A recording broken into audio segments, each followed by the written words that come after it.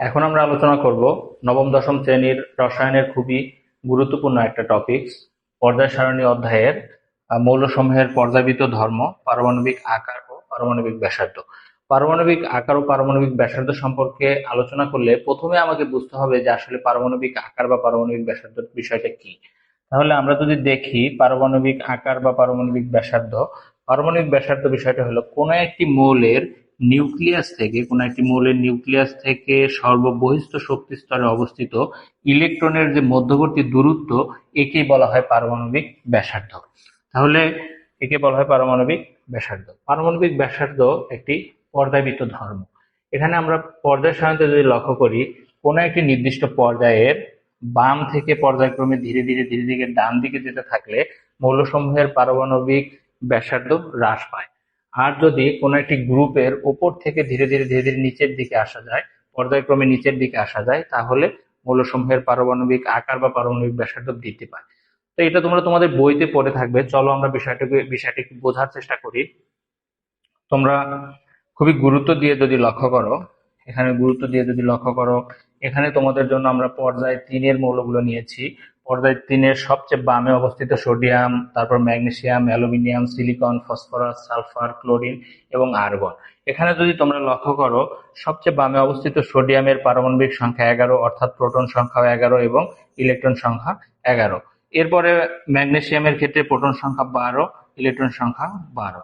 এইভাবে যদি আমরা এখানে সালফারের কথা চিন্তা করি, সালফারের অ্যাটমিক নাম্বার 16, প্রোটন সংখ্যাও 16, ইলেকট্রন সংখ্যাও 16। তাহলে এখানে তোমরা একটা বিষয় লক্ষ্য করো, এখানে প্রতিটা মৌলের শক্তি স্তরের সংখ্যা একই থাকলেও পর্যায়ক্রমে ধীরে ধীরে বাম থেকে ডানের দিকে যাওয়ার ক্ষেত্রে সর্ববহিস্থ শক্তি স্তরের ইলেকট্রন সংখ্যা বৃদ্ধি পাচ্ছে।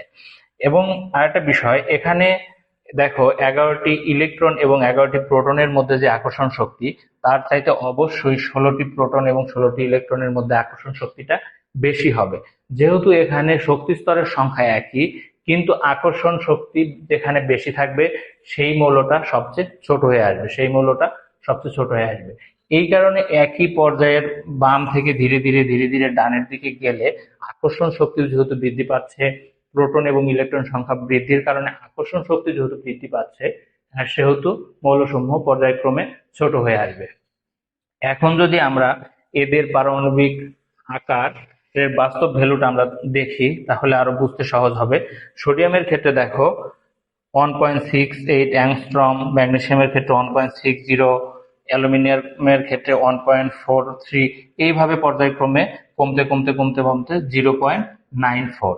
তাহলে দেখতেই পাচ্ছ, বাম থেকে ধীরে ধীরে ধীরে ধীরে ডানের দিকে গেলে পারমাণবিক আকার বা পারমাণবিক ব্যাসার্ধের ভ্যালু কমে যাচ্ছে। এখানে অ্যাংস্ট্রম সম্পর্কে যদি তোমরা ধারণা পেতে চাও, 1 অ্যাংস্ট্রম সমান 100 পিকোমিটার। তাহলে পর্যায়ের ব্যাপারটা তোমরা বুঝতে পারলে। গ্রুপের বিষয়টা আরো সহজ। আমরা যদি গ্রুপের ক্ষেত্রে দেখতে যাই, এখানে তোমাদের জন্য আমি গ্রুপ 2-এর মৌলগুলো রেখেছি। গ্রুপ 2-এর ক্ষেত্রে এখানে আছে বেরিলিয়াম, ম্যাগনেসিয়াম, ক্যালসিয়াম। এখানে বোঝাটা খুবই সহজ।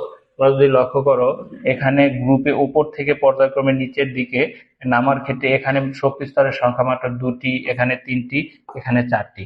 যেহেতু পর্যায়ক্রমে উপর থেকে ধীরে ধীরে নিচের দিকে শক্তি স্তরের সংখ্যা বৃদ্ধি পাচ্ছে, তাহলে অবশ্যই পারমাণবিক আকার বৃদ্ধি পাচ্ছে।